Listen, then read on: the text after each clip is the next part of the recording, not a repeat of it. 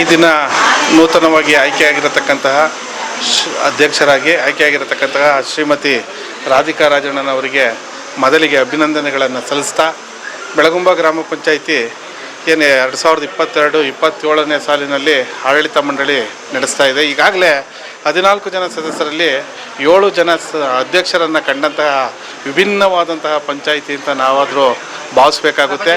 ಹಾಗೆ ಇನ್ನೂ ಒಬ್ಬರು ಕೂಡ ಮುಂದಿನ ಅವಧಿಯಲ್ಲಿ ಆಗ್ತಾರೆ.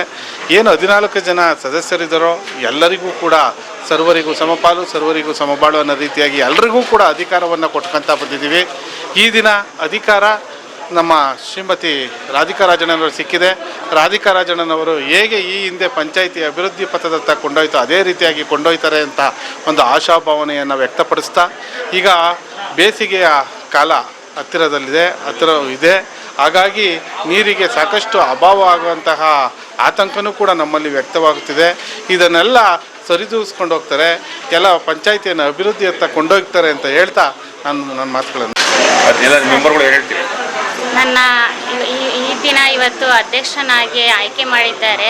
ನನ್ನ ಹೆಸರು ರಾಧಿಕಾ ರಾಜಣ್ಣವರು. ಏನು ಈಗ ಬೇಸಿಗೆ ಇರೋದ್ರಿಂದ ನೀರಿನ ವ್ಯವಸ್ಥೆ ಸೌಕರ್ಯ ಮಾಡ್ತೀನಿ.